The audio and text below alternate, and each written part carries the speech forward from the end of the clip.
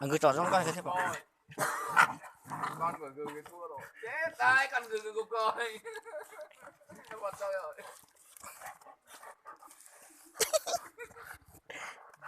Quẹt là tay vậy.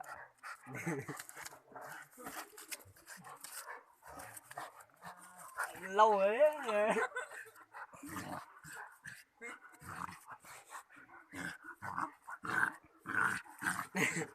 Rửa ra làm gì nữa.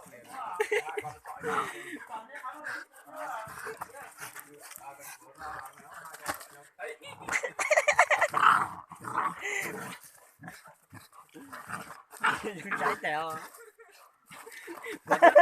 Của tôi rách của chơi luôn kia của nhá ít là muốn nói ông nhìn quay gia đình của này.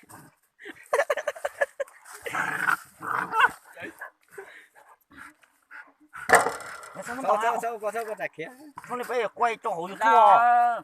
Tổ môi nó chỉ có chỉ có chỉ tới tổ vua. kìa cả liền là xong đi nữa.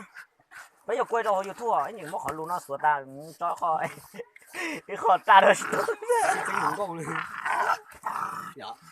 Bây giờ tỏ mà tụi ta từ xe ta từ lo rồi.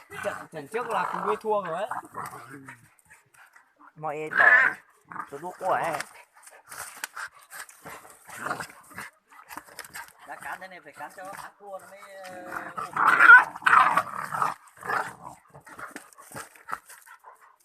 tụi ta tự không rõ vậy này. Tụi ta từ nó lo rồi đó, tụi ta từ nó không có rồi một tụi nó nữa. Không rõ cái gì.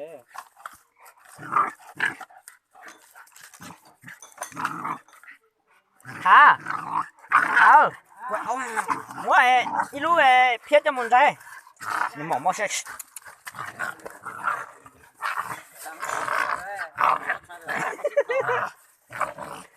Đó đó này tôi gì tôi. Vậy chứ tôi rất cháy luôn luôn á. Ôi trời ơi tôi đã tỏi gì xíu là đã. chỉ là cái sao đó Chuyện nó xíu đi á. Còn tôi có mà để tụi nó thế xíu đó. Còn tôi biết không mối. mà tụi nhỏ nó nhỏ khỏi mỏ nhiều nó lì sẽ lo rồi được tàn nó anh có không Anh tôi để nữa.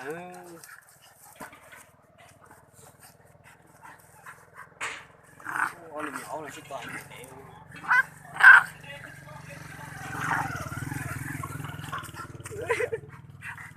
Nhà đi ra từ coi nhà khác. à Đi ra từ khác khó rồi. nên chắc từ thăm một giờ bọn em đọc ấy nên lo rồi đấy chỉ để nó đấu nó là con nào thua á Đâu thế này, đâu thế nó thắng thua đấy.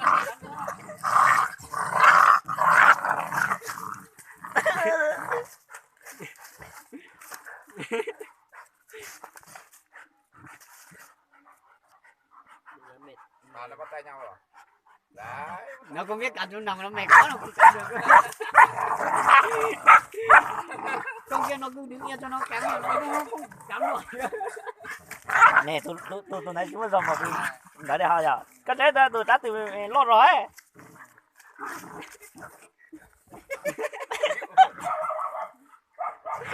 ba chỉ tiếc bởi vì Nó thả rồi đấy. Bây giờ nó mệt quá nó thả con này cắn nó cũng chẳng cắn được nữa. Nó muội mồn quá.